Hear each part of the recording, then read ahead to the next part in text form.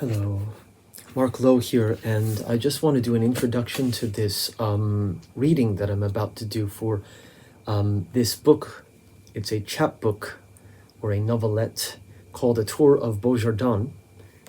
This was published in 2010 by ISMs Press, a small press in the UK. It was part of the journal Sein und Werden. Parts of this were actually published the previous year in the journal. And then the editor, Rachel Kendall, decided to accepted this and published this as a physical chapbook. And of course, it's like handmade. She did a wonderful job with it. This version has a black in it, and she had a version with a red in it as well to differentiate. There was a kind of two versions, and this is the only copy for some reason I have any longer. I don't even have the version with the red in it anymore. Somebody somewhere out there might have it. Someone I had known perhaps during my Brown University days when I was studying for an MFA in fiction writing, since this was published while I was, still at Brown. And I think I basically gave copies of this to my closest friends and things. So somebody might have a copy somewhere. Anyway, this book, one of the reasons I have been sort of thinking about it again, I guess it's twofold. One is that, for all these years in between, actually post-Brown, from around 2013 or 14 onward, I sort of caught the music bug. Obviously, I've done various things throughout my time on this earth, my short time on this earth, and one of them is writing fiction and doing the degrees in literature, Japanese literature, American. Well, not American literature per se, but I now teach American literature, having gone through the program at Brown and having done the Master of Fine Arts and reading all kinds of things, world literature really, or you could say sort of comparative, but from the art side of it. So this A Tour of Beaujardin, or The Derelicts, the subtitle, was published in 2010, and these days I have been thinking again about maybe writing something, like another piece of fiction. That's the one reason. And the second reason is, having reread it recently a couple times, thinking about what's going on in the world right now. A lot of the themes that I was sort of that were dealt with in this short novel, and this is a kind of science fiction or a dystopia type novel, are things that now in 2022, unfortunately, are more real or seem closer to home even than they did when I wrote this book. And when I wrote this book, it was maybe looking at it was obviously looking at one can only live in the present and be of one's time. This is something David Bowie had said. People always say, David Bowie, the critics would say, he's so ahead of his time.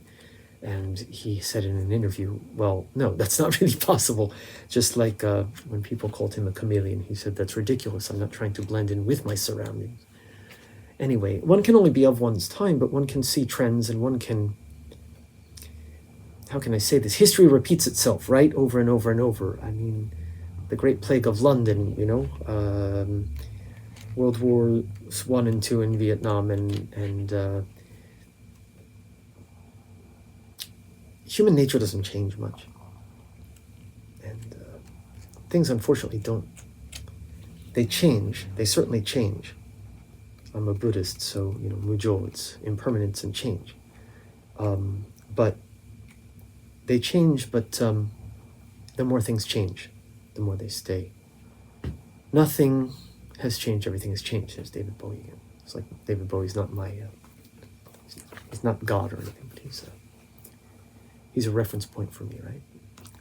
So, reading this again, I thought, oh my gosh, a lot of these things really, even though it's science fiction, they're fictionalized here, like Cormac McCarthy did in The Road, for example, some years ago.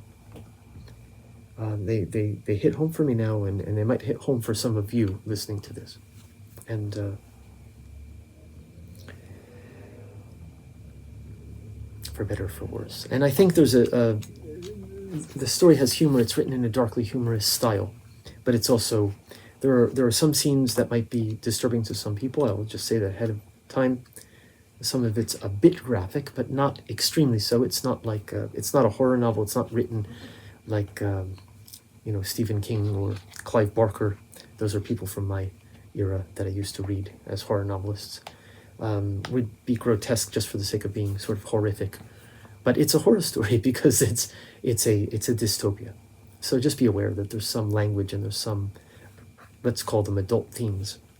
It's not pornographic or anything like that, but there are definitely adult themes in the novel. So proceed with caution. If that sounds like something you'd be willing to sit through, then let's enjoy the next, I don't know what it'll take, maybe an hour or just under an hour, something like that, to read at a moderate speed. Thank you, and let's get started with the tour of Beaujardin. I'm just going to start, before I start reading it, with the this I put here at the beginning, this quote from Les Jardins de Supplicy, I guess. My French is very bad, but the torture garden, it's translated as the torture garden from the French. It's a late 19th century novel by Octave Mirbeau. And the quote, which you'll see how it connects to the story: "They looked at us, doubtless astonished to encounter two people still standing at that time and in that place, two beings still alive, who still had their heads, their legs, and arms." 1. The city of Beaujardin is as dark as it is dangerous, even in the daytime. The daunting height of the corporate buildings, along with their obliqueness, constructed as they are on a slant, so that they lean inward on this side of town, manages to block out every last trace of that tired old sun which occasionally shines through the swathe of clouds, perpetually painting the sky a dreary gray. Although Beaujardin isn't the smallest city on earth, its narrow streets and frequent dead ends lend one a feeling of living in a sort of maze, a claustrophobic catacomb from which escape is only possible with a detailed map, though good luck procuring one, and the fortitude to conceptualize one's exit route. This is why, despite its bleakness, most of the city's inhabitants remain all of their lives. In fact, few ever consider leaving as an option. It is only those who have stumbled upon the knowledge of what lies beyond the walls and slanted buildings of their inbred prison, having been born into a wealthy family of liberal intellects, or having once found themselves in the wrong place at the right time, that try to get out. From what I've been told, very few make it. 2. Let us now take a stroll through the city, shall we? We start here in Right Town at the Rue Caspian, named after the sea, because it is prone to flooding during the springtime rainy season, and also in the winter after a heavy snowfall. As we walk down this most narrow of streets, we see, floating in rivers of filthy brown water, broken bottles, empty tin cans, smelling of fish scraps, rats scurrying to munch on bits of moldy crusts of pizza or bread, and in the dark, dead-end alleyways branching off from the main road, an occasional homeless person sleeping, singing drunkenly, or engaging in animal acts with other homeless humans. Vagrants come in 3 stripes here: male, female, and impossible to tell. When finally we emerge at a main road, the Rue Holographique number 3, we can breathe a bit again, for the air here isn't quite so staid as it was in the Rue Caspian, nor is it exactly clean. The cars, trucks, buses, and motorbikes whiz by at incredible speeds. We are reminded of the Autobahn in Germany, though this thoroughfare is much narrower than the former, and despite the speed at which they tend to travel, most vehicles drive bumper to bumper. Accidents here are not just an everyday occurrence. They happen approximately every 10 to 15 minutes. It is for this reason that ambulance sirens constantly wail. and that the screeching of tires and the screaming of voices can be heard around the clock by those living anywhere near a crossing, such as this. 3. We wait for the light to turn aqua blue, and then cross, looking both ways as we run, for the light will only remain this color for an instant. The streets and narrow sidewalks around us, painted a rich shade of purple to distinguish them from the completely black tarmac, appear deserted at this hour, 15:03. Those who are not moving from one point to another in a vehicle, or in an ambulance having had an accident, are inside one of the many tall, slanted buildings we now see surrounding the main road. Working hours in this city are strictly set for all denizens, from ages 16 and up, 7 to 20 o'clock, and they are upheld with an iron-fisted authority. Only on occasion does one see a young person try to break the rules and thereby suffer the terrible consequences. The branding marks never fade, they say. I've met a few survivors who still have them and can duly confirm this matter of fact to be the absolute truth. Having crossed the road without losing any limbs or toes, we now hang a left and then an immediate right, which brings us straight into the Rue Morte, a cheery little dimly lit street which is known for its awesome variety of cemetery supplies shops, embalmers, and Gothic industrial music clubs. There are also some excellent restaurants here.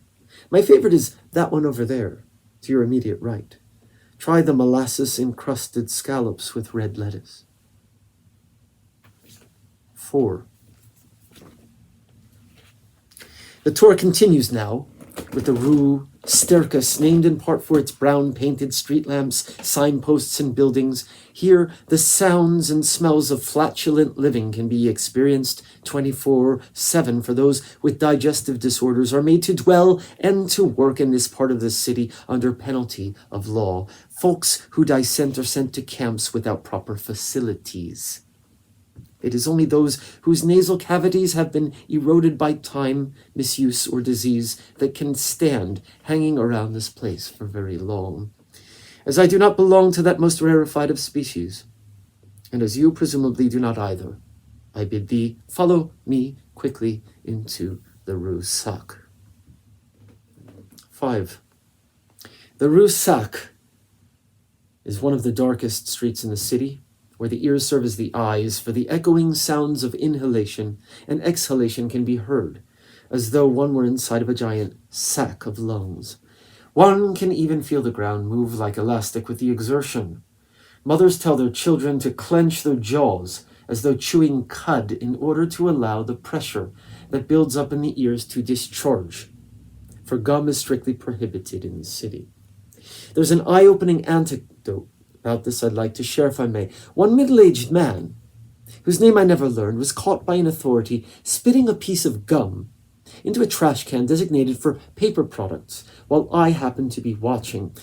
He disappeared with the authorities into a back alley and did not emerge again. I forgot about the incident afterward, but then 2 weeks later, I learned from a neighbor that the man who was caught spitting chewing gum into a trash bin on the same street as I had been that day was found wrapped up like a mummy in blue bubble gum in the Rue Caspian, lying in a puddle of filthy water and covered with patches of toilet paper. At any rate, it's interesting to try and pick out one's own breathing amidst the breathing of the street and of others who are around at any given time. It's also said that one must be careful that a stranger, cloaked in the darkness of this place, does not steal one's breath, as many people drop dead of depletion of oxygen to the brain in the Rue Sac. So beware.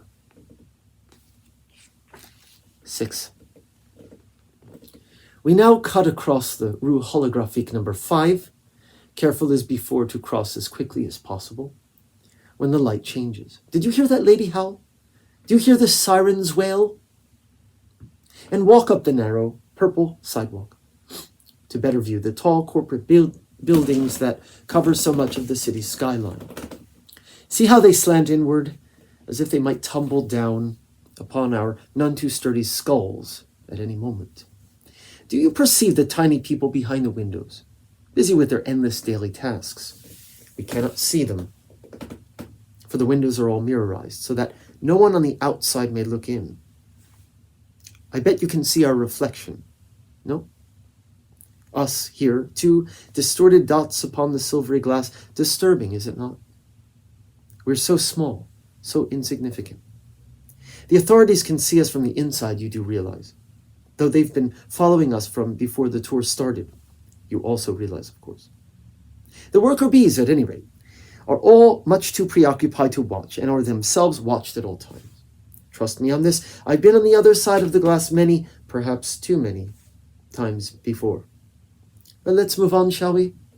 I'm feeling a bit tremulous now, a bit feverish. Do you feel it too? 7. Okay, so this here is the Rue Antipodean, said to be the polar opposite of Rue Nedopitna. I say said to be because I haven't been able to find the latter on my own.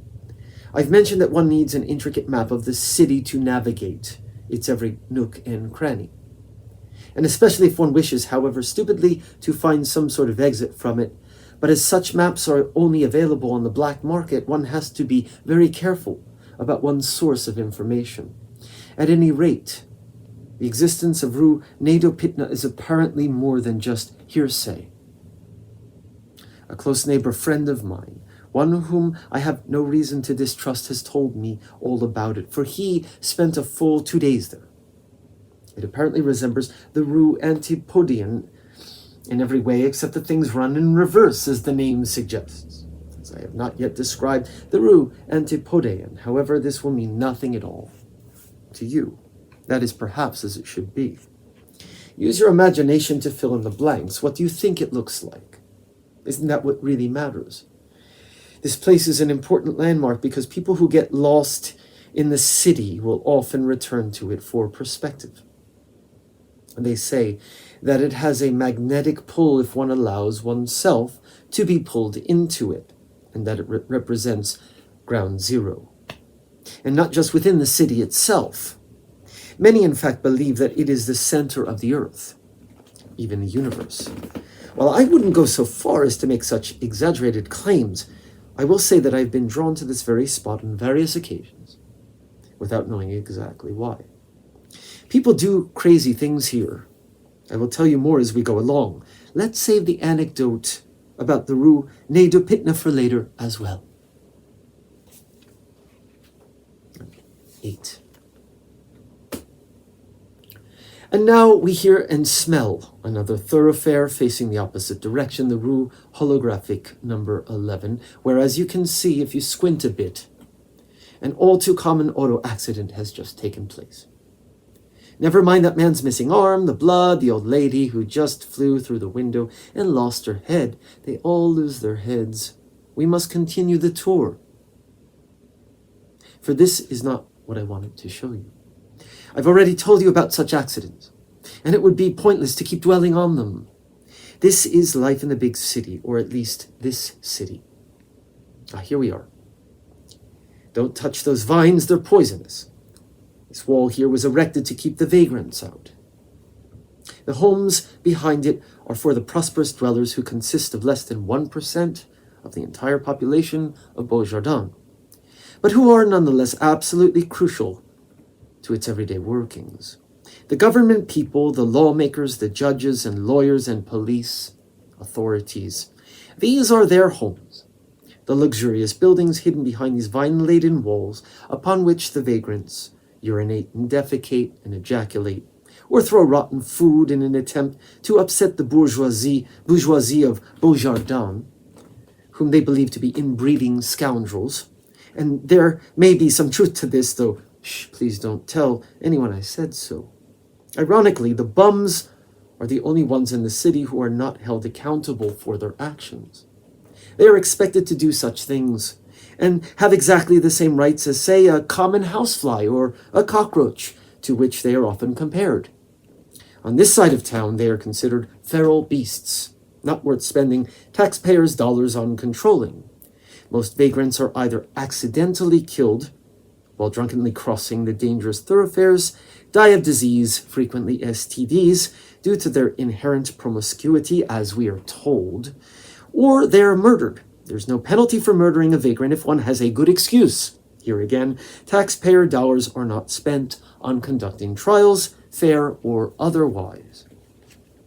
Some are torn to shreds by the dogs that are paraded through this alley from time to time to keep up appearances, and scraps of wet flesh can sometimes be seen hanging from the vines. Sends a shiver up and down the spine, doesn't it?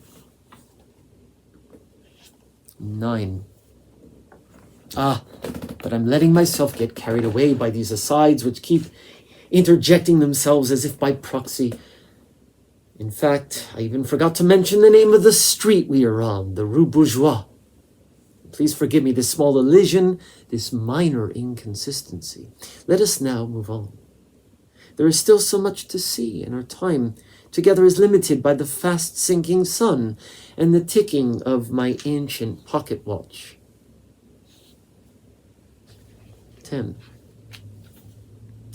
Turning the next oblique corner leads us out of the wealthy district and directly into the heart of the vagrants' playground, Rue Scum. The alleyways beside the Rue Caspian are a popular place for derelicts to gather, as we have seen, but those who gather in the former area are of a different breed than those who make their home here. I will return to this point in a moment. We do not see many common working folk traipsing around this area. Those who find themselves here have either somehow lost their way or have a sort of death wish. For the ordinary denizens of Beaujardin fear this place as they fear the plague. And indeed, plague is often said to run rampant here due to the lack of clean facilities, though truth be told, there are many, many other diseases, some physical, others psychical, out there as well. When I said that those living here are of a different breed than those who dwell beside the Rue Caspian, what I meant was that many of the vagrants who populate this place are not really true derelicts, as we think of the homeless, except in the sense that they have dropped out of society, given up their families and homes. They've consciously or conscientiously decided to live as outlaws. They are intelligent, outspoken, the most wretched of human creatures. They are the vermin that others despise when they see their facial expressions, their clothing, their ways, so different from the rest of the city's working denizens.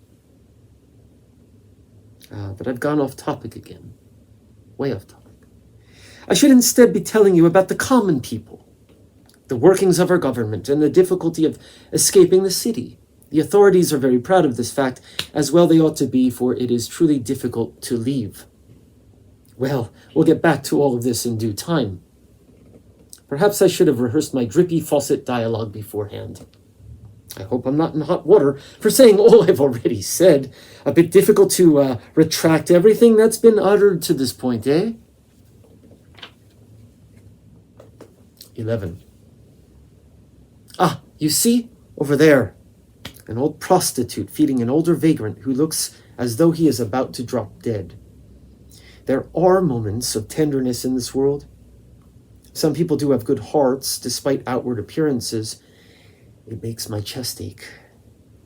Don't you envy that man? Don't you wish that for a single moment someone would treat you with such openness and respect, such concern for your well-being? Sure, he's eating food that is probably rotten, and yes, those yellow-green marks on her skin are not a sign of budding youth or of a clean bill of health, but I must be insane to say these things to you, you whom I hardly know. You must think your tour guide a bit fruity, a bit out of the old noggin. Well, this is true perhaps. I have lived here all of my life, you know. It's difficult to maintain composure sometimes amongst so much struggle. Give a man an ounce of freedom, but none of this is really about me. It's about the city of Beaujardin. This street here to your far right, this narrow alley that zigzags like a lightning bolt, is the Rue Schizotor.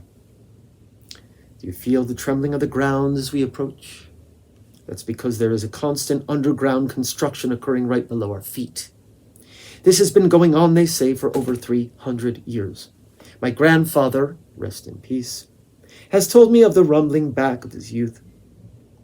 So it must be quite a ways in the past. He and his friends used to pretend that they were in Zeus's lair commanding thunderbolts from the heavens.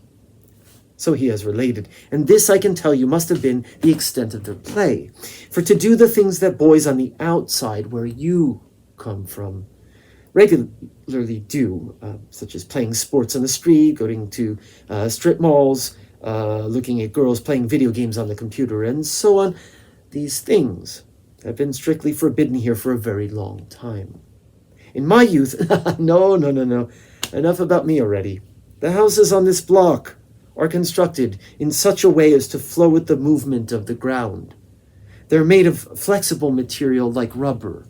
Here, touch, you see? Now, don't tell anyone I let you touch the side of the building, or they'll have your hands and mine. 12. Leaving the Rue Schizator behind, we now move on to the Rue Holographique number 13. Remember to look both ways. Another one, watch your step. If one of the authorities catches you with blood on your shoe, there will be big trouble for the both of us. I should take a moment here to try and impress upon you the fact that I solely shall be held responsible for what you do and for what happens to you during this brief tour. You are from the outside, which means that you need to be accompanied by an insider. That's me. You may believe this simply a casual stroll through our humble city of dark shadows, but have you any idea of the paperwork I had to slog through back at the government offices to get you inside the city walls? Have you any idea of what a few measly drops of blood on the sole of your shoe would cost me? I just want to make certain you understand this. Now, not everyone who signs the paperwork surely understands, you see. But do you understand, though? Do you? We'll see. Anyway, that was a close call back there, the way you nearly stepped in that coagulated crimson puddle. But please be more careful in future. And also, while I'm at it, don't stop to stare at anything for too long either. We must move from place to place quickly. The sun grows dimmer by the minute, by the second even, and time waits for no man, woman, or beast. There's still much to see. Follow me, and you shan't have need of a single worry. I'll get you through this in one piece. My life depends on it, after all. 13. The Rue Holographique number 13 is a special thoroughfare in that it connects the side of town through which we have just passed to the side of town into which we will now enter.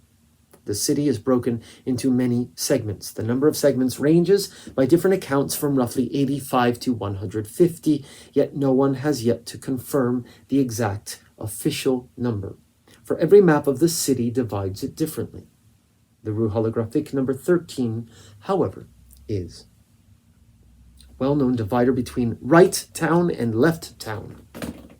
Although the change may feel abrupt, and you may think we haven't yet covered so much ground, think again. How do the soles of your feet feel? See those slanted buildings over there? There in the distance. Those are the buildings we viewed our reflections in earlier. They look quite far away, don't they? That's one of the interesting things about this city, and also one of the reasons it is so difficult to locate an exit. Its size increases and decreases according to any number of ever-changing factors. Because we are taking the abridged tour of the city, as contracted, we have in fact covered more ground than might seem possible to you, an outsider with little understanding of the way this place works. If there's time, I may invite you to some of the places that aren't on the standard tour route, maybe. But once again, you will have to keep your trap shut. At any rate, follow me now into what some call Left Town. 14. I think you'll find the air to be of a different quality here. Quite different, no? That is because the vagrants, or derelicts, which is the official term for them, though I prefer the former, are not allowed in this part of town at all.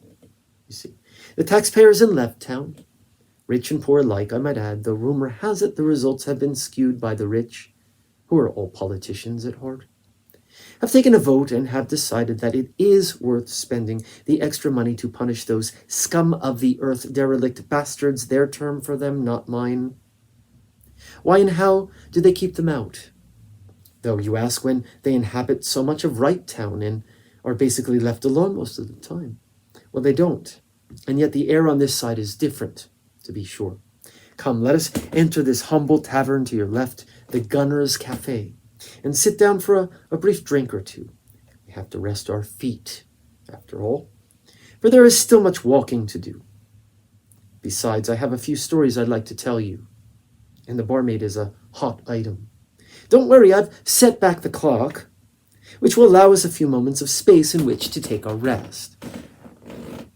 Why the perplexed look? I told you our time depended on a number of factors, including the ticking of my pocket watch, didn't I? Well, it's best not to take everything I say at face value. In this case, I meant it. While I certainly cannot stop time indefinitely, I can buy us enough of it for a few drinks and a few tales of Beaujardin. I'm not that poor, my good friend.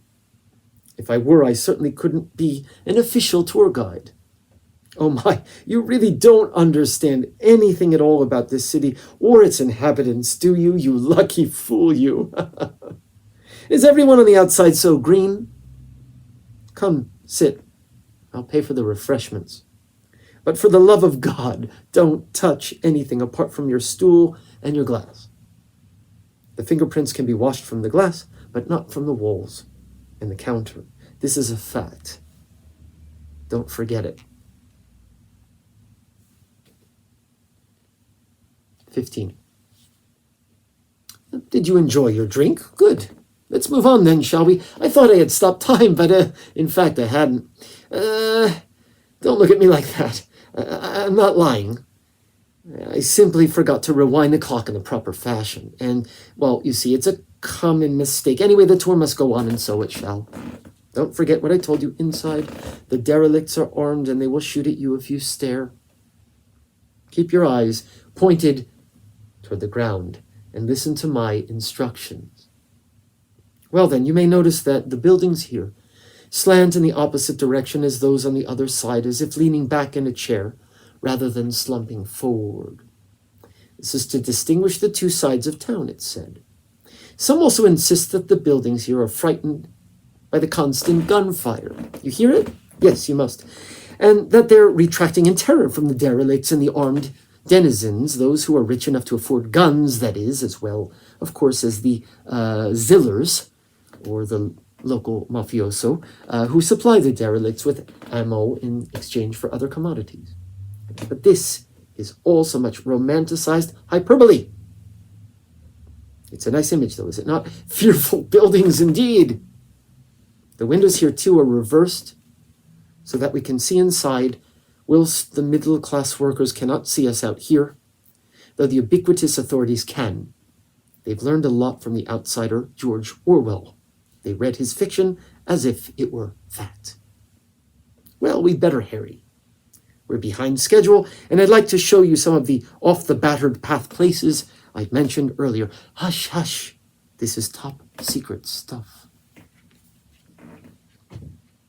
16. Okay, now this here is the Rue Supplicants. Those people chained to the stone altars have broken the law. Remember those anecdotes I related to you earlier in the cafe? The laws are harsh on both sides of the city, but if I had to choose a place in which to be punished, it'd have to be back in Right Town. For here in Left Town, one does not get away simply with being wrapped in bubble gum, I dare say. We will never know what these denizens' crimes were, for such information is kept quiet. The newspapers here do not discuss such private matters, but only report on official events. I can't watch this. It's too much. Ouch, that must really hurt. The sound of breaking bone and bursting organs makes me ill. This is a veritable torture garden, my friend, and not for the faint of heart. Let's move on. Quickly now. Don't stare, remember? 17. Wouldn't you know it? There's a newsstand over there. Come, I'll show you today's headlines. Productivity on the increase with new workhorse drug. 10 derelicts found guilty in left hound, condemned to death. Beaujardin honors its most loyal patrons. The left and right editions are basically the same, with the right town edition emphasizing productivity and the left town edition emphasizing gains in the war against the derelicts, WAD for short. No mention is ever made of the civilian deaths that occur on the Rue holographic freeways. There are many such highways on this side as well, such as the one directly in front of us. Or of those who mysteriously disappear after being taken away for disciplinary reasons. These things are considered taboo to speak about. I am only able to do so because, well, I'm not really supposed to be telling you any of this, actually. And you, my friend, must not tell anyone about what I've said. Please do not let me down. You wanted to see the real Beaujardin? So look, this is it. The light is turned aqua blue, let's cross. Shall we stop by the supermarket? It should be quite empty at this hour. It's not yet time for people to leave the office. Indeed, we'll have to finish up our little tour before then, my friend. We must finish before the sun completely sinks beneath the drab horizon, for this is a law. Isn't it said that one can learn something of the people of a certain place by what they imbibe? You're in for a real treat, I promise. Yum, yum. 18. Have you ever seen a fruit like this before on the outside? All of our fruits and vegetables are grown indoors, which is why they are so unique looking and tasting. A scientist by the name of, her name doesn't matter. She was the daughter of a murdered religious fanatic who believed that man was himself capable of emulating God through bioengineering. You know, cloning and the like.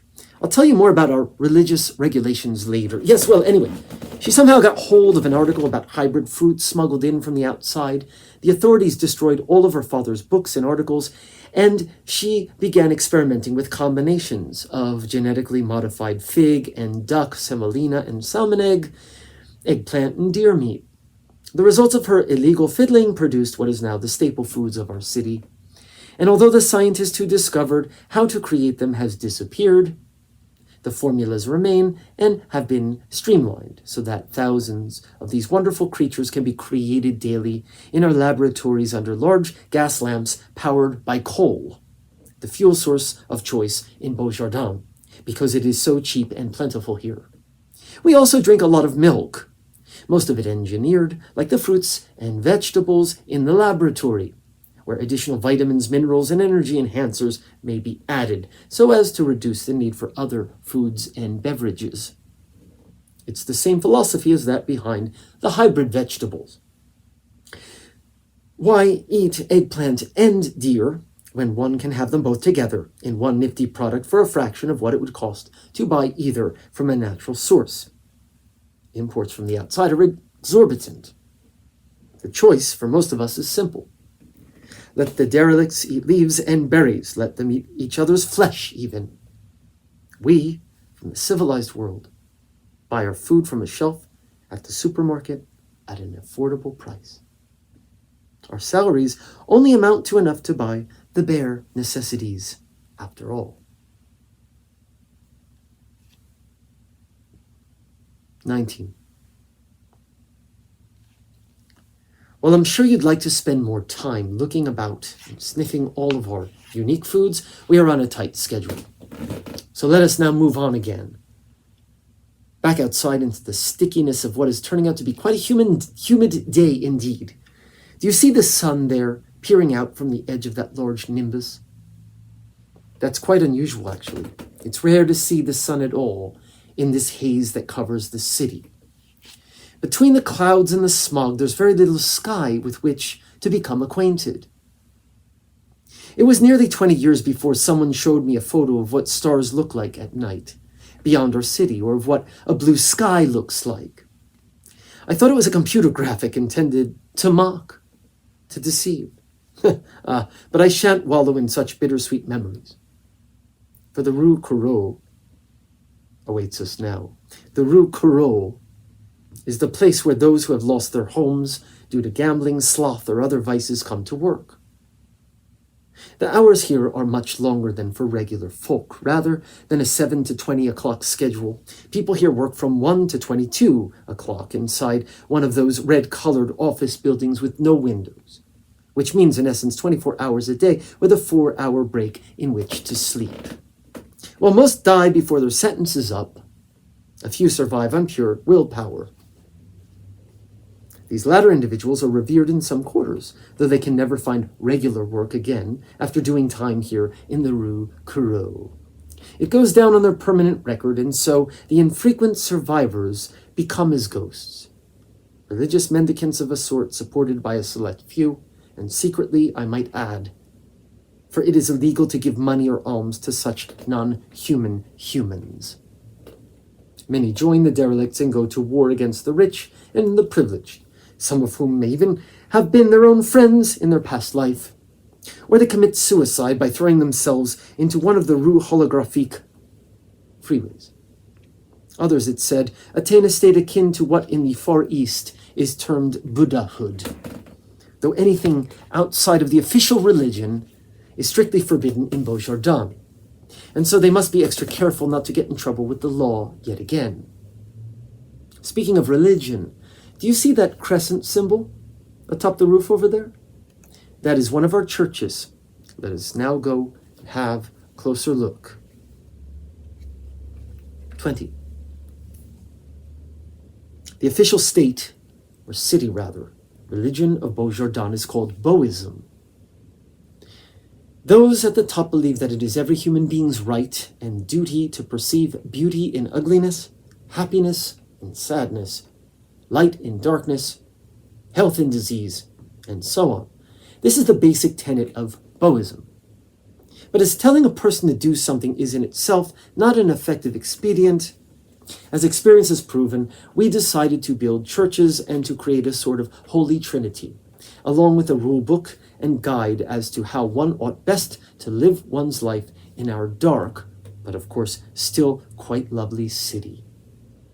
Our trinity is similar to that of Christianity, though most outsiders tend to think we've taken it to the extreme. On top of the slanted pyramid lies Beaujardin itself. The city is to be revered as the people's God, and beneath it the law and the people.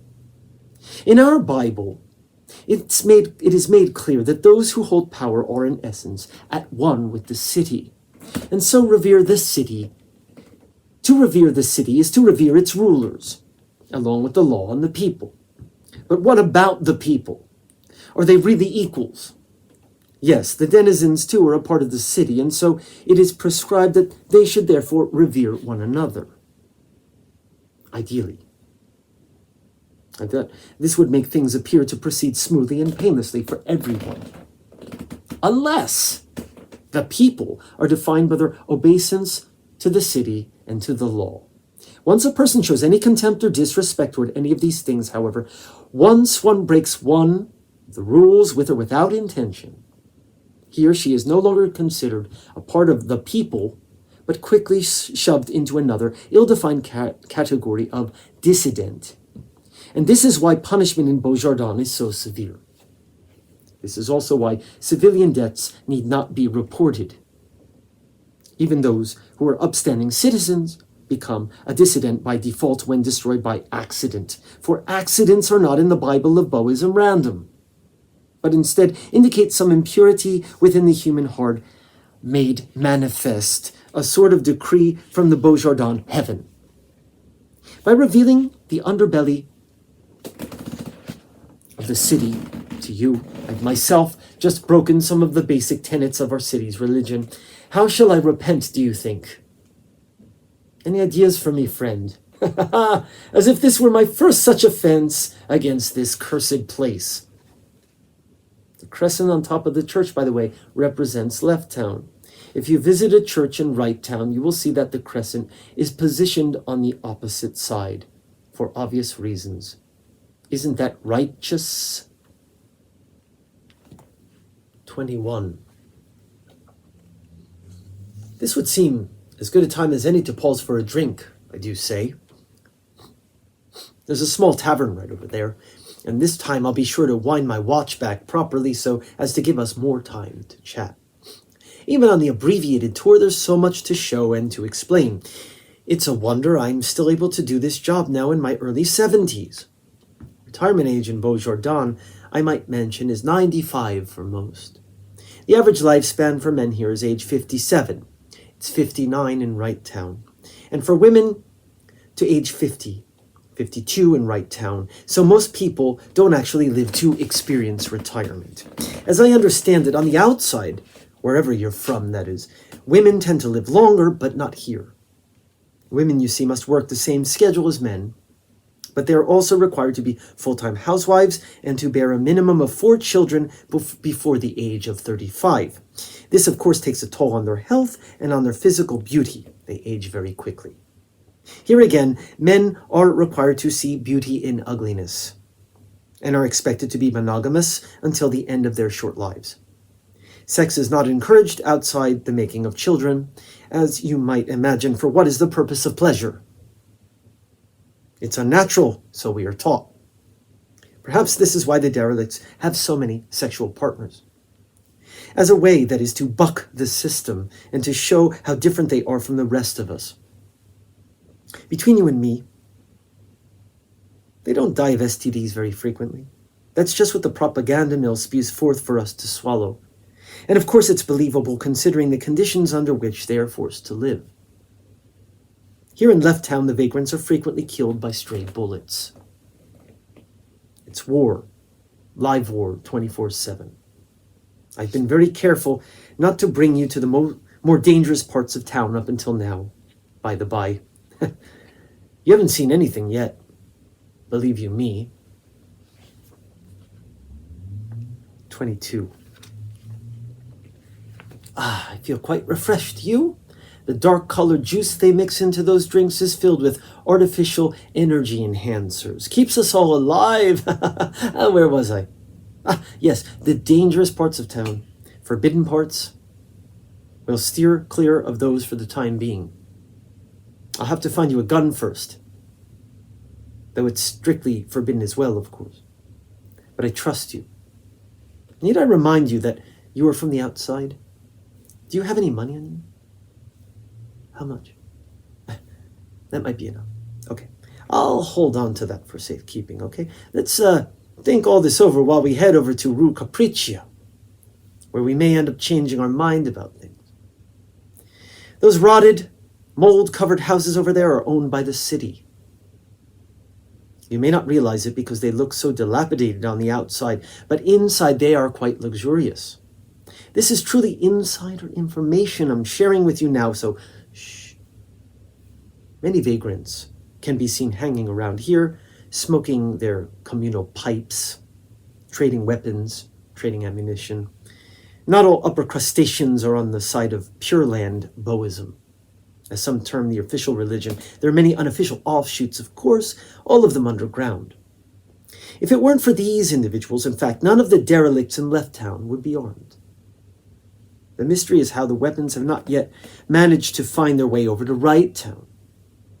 Well, some have, I happen to know, but again, understand that this is to be kept secret. They'll have my head on a plate for telling you all this. It's a weakness of mine. I get so caught up in my storytelling that I forget to watch out for number one. It can't be helped, I suppose. I'm old and senile. You mustn't believe any of this. Just pretend I'm lying. This is the largest freeway in all of Beaujardin, the Rue Holographique Magnifique. I know it's hard to hear me. That's because of all the traffic. Deaths on this thoroughfare are triple what they are anywhere else. Breathing the air for 3 minutes is the equivalent of smoking 3 packs of cigarettes for your lungs, it is said. I don't think it wise to try and cross. If there's an exit out of the city, it's probably on the far side of this monster of a freeway. I've seen too many pedestrian deaths here, for the light never stays blue long enough to cross. There's also no place for vehicles to stop. Let's backtrack, and then I'll take you somewhere else. 24.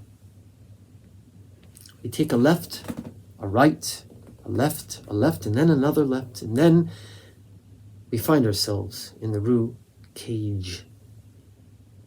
It's here that we may be able to sneak a peek at some very troubled souls. The cage that stands in front of you now is constructed, as you can see, of bone, and the ropes that hang down from it are weaved from skin and from hair. Those who are here have been accused of doing something terrible indeed. Had I access, I could bring you to the courthouse, where trials for such people are held, or to the hospital where the lunatics are taken for treatment and rehabilitation. That's in quotes.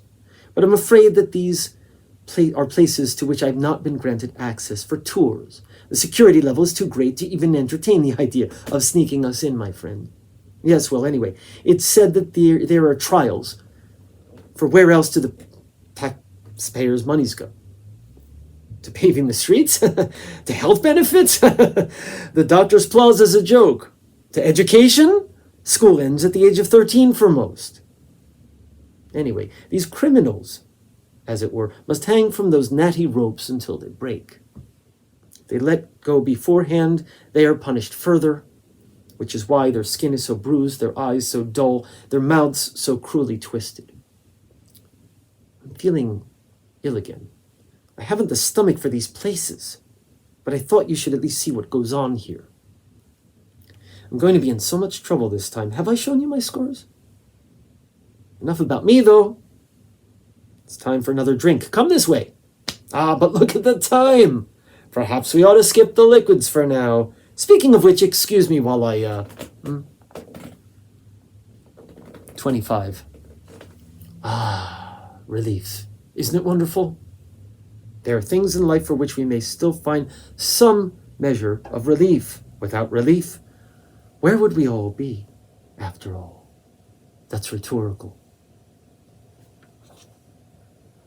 26. Are you tired? Would you like to sit down and rest for a moment? Let me tell you a story. My sister Clara was never afraid of the darker side of human nature. On the contrary, she reveled in it. She believed herself the reincarnation of another woman also named Clara, a character found in a decadent fin de siècle book.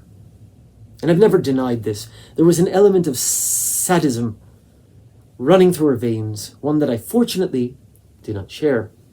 Excuse me for reminiscing. I've just again thought about what eventually happened to her. It's been so many years since I've brought myself to recall it.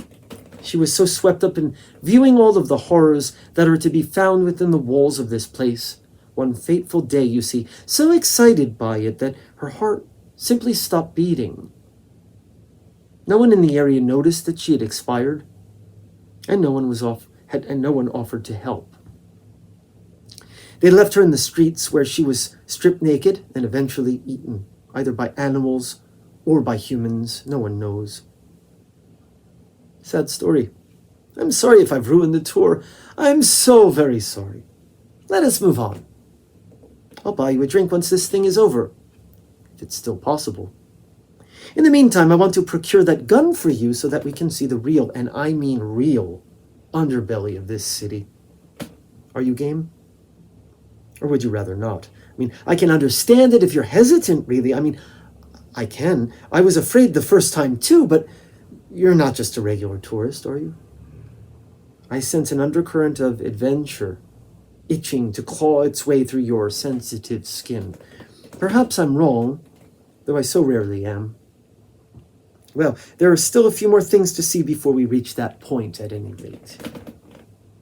The city is full of interesting sights, uncanny sights. It all depends on how far you're willing to go. If you read the newspapers on the outside, you shouldn't be too shocked by any of this. I mean, you might think of this place as a microcosm of what happens out there, perhaps. It's a bit stranger, a bit more claustrophobic. Yeah, but not so different, really. A correspondent of mine on the outside, shh, don't tell anyone, she's from the same town as you, I believe, says in her latest encrypted email that she recently read a news article about a woman in the UK who was burned with petrol for no reason at all. The woman survived, but is now horribly scarred.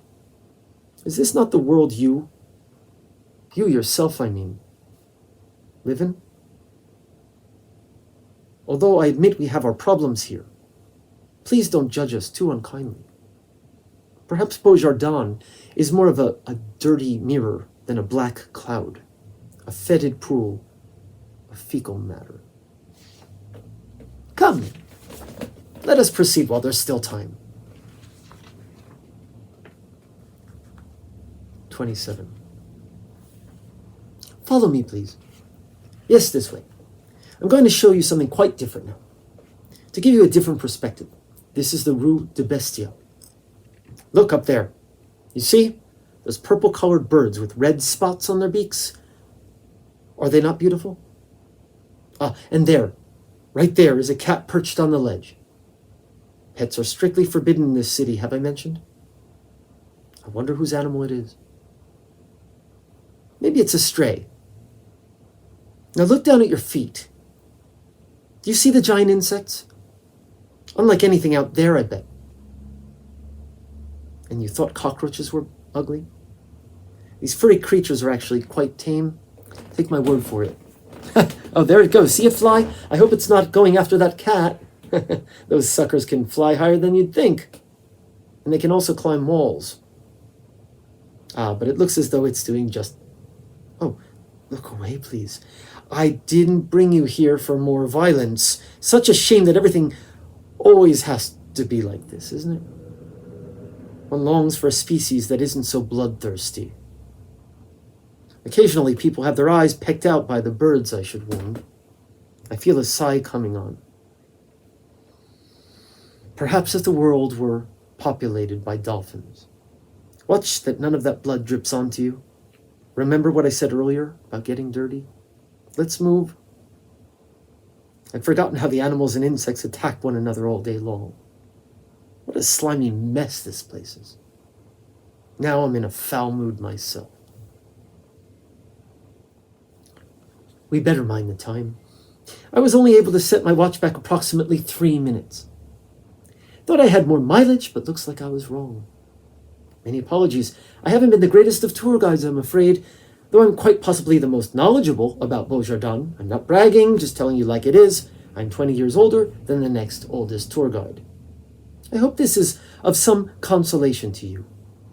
Oh my, the vagrants, the derelicts are here. And I haven't yet gotten you a weapon.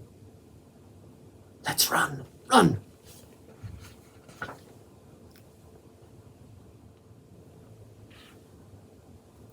I've been hit.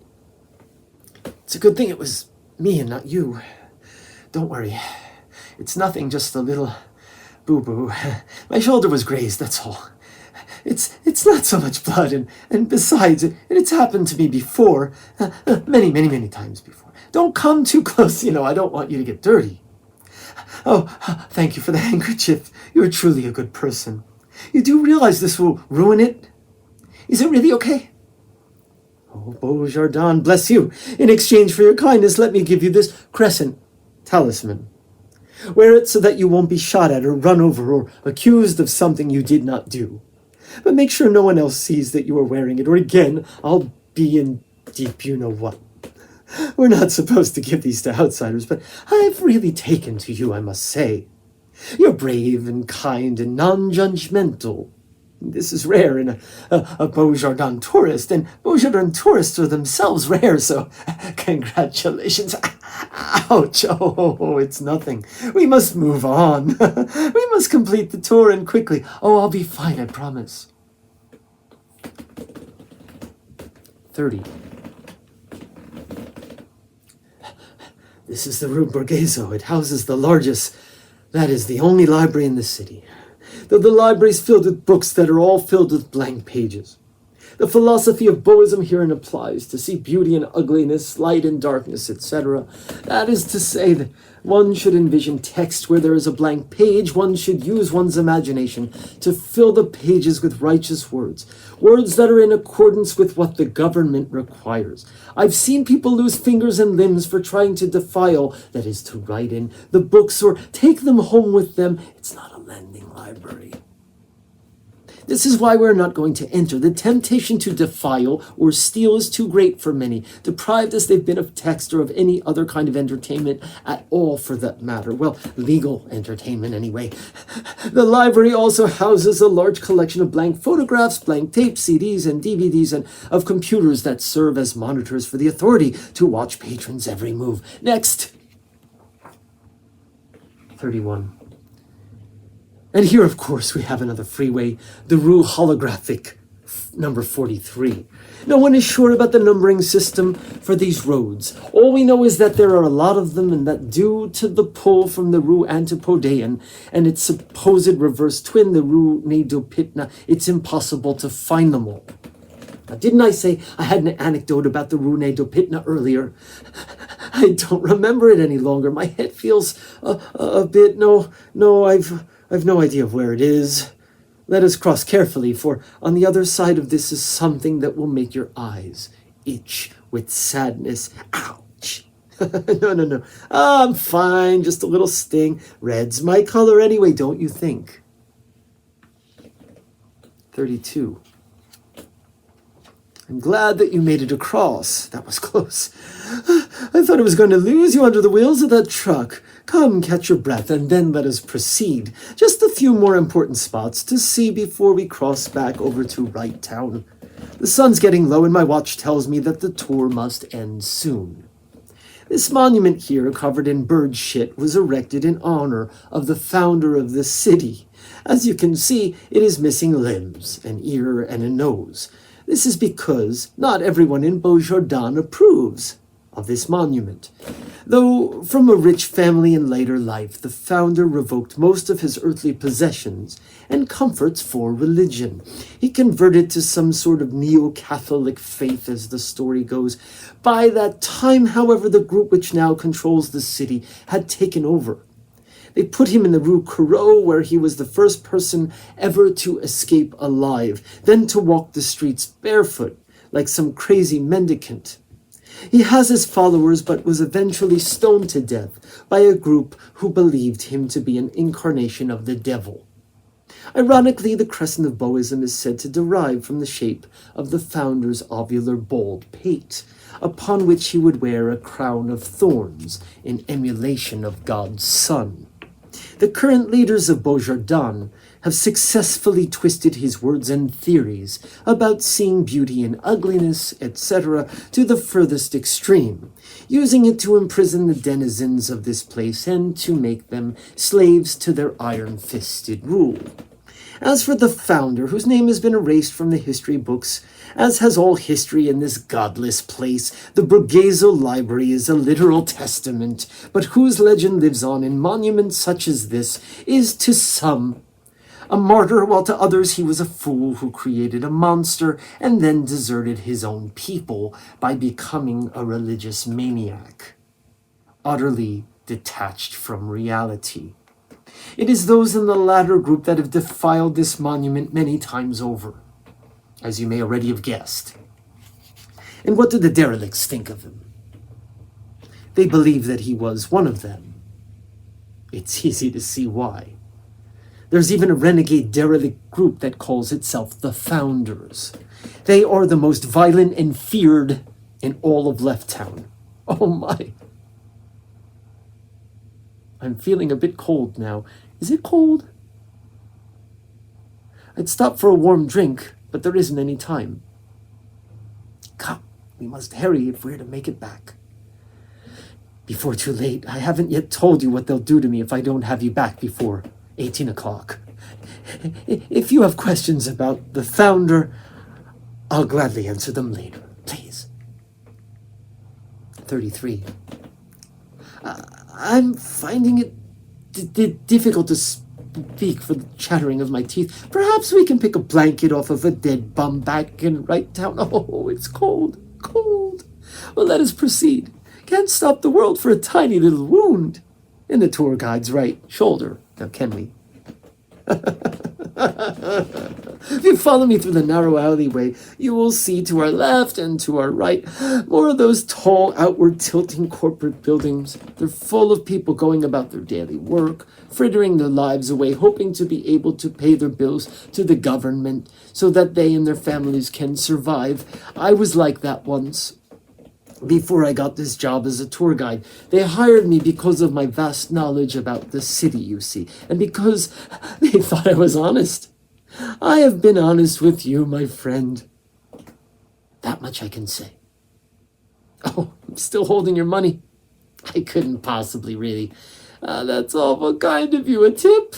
We aren't supposed to accept tips, but I suppose it's okay if you say so, and don't tell anybody. Well, for this I'll have to show you one place that isn't on the agreed-upon tour before we get back. Just one more is all there's time for. Let's keep moving. See how the city stretches and folds. See how the perspective changes. We're almost there now. The Rue Holographique number 13 approaches. I will take you back. 34. We swing a left and then a right, then another right, then another left. And then we, and then you, and then, at last. 35.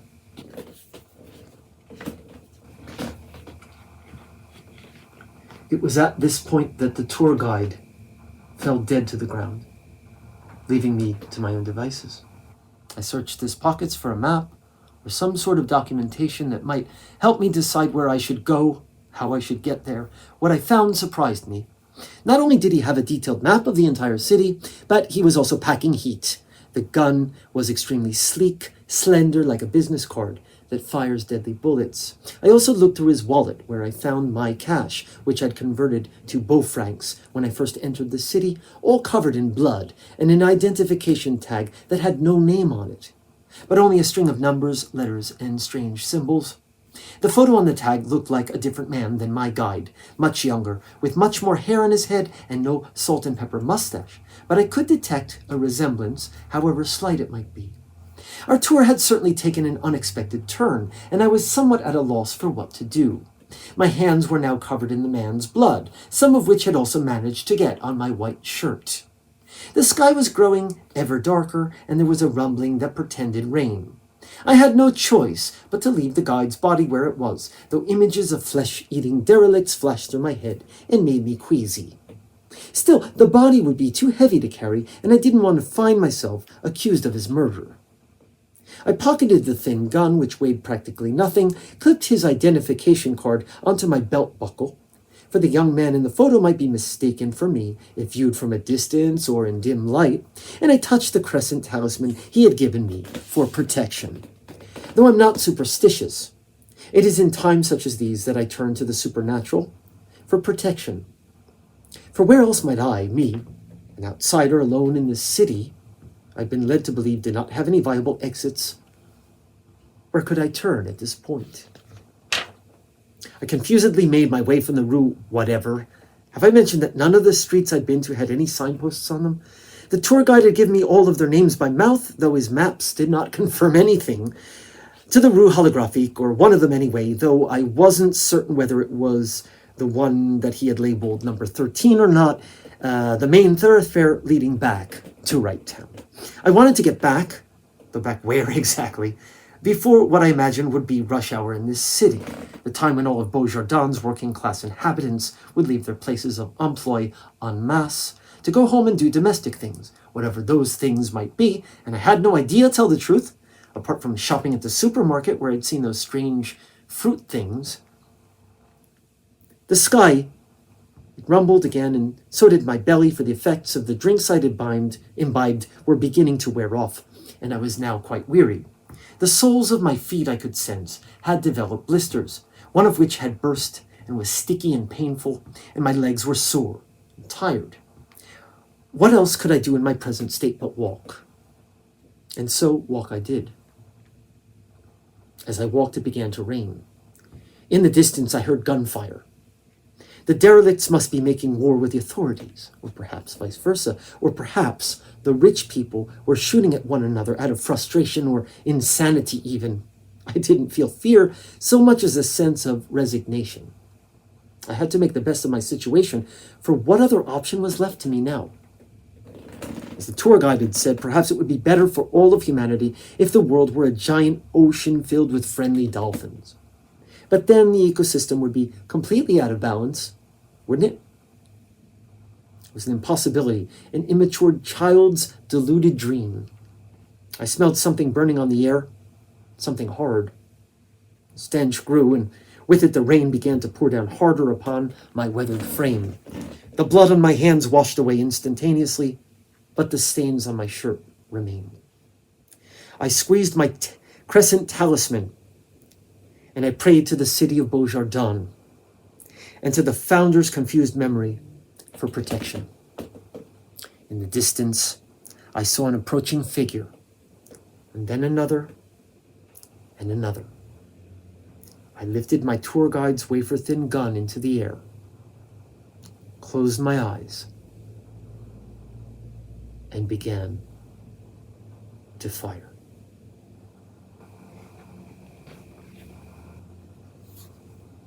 Tour of Beaujardin, written in 2008, published in full by ISMs Press in 2010. This is a limited chapbook that no longer exists except in my hands right now. Thank you for listening, and I hope you enjoyed the reading.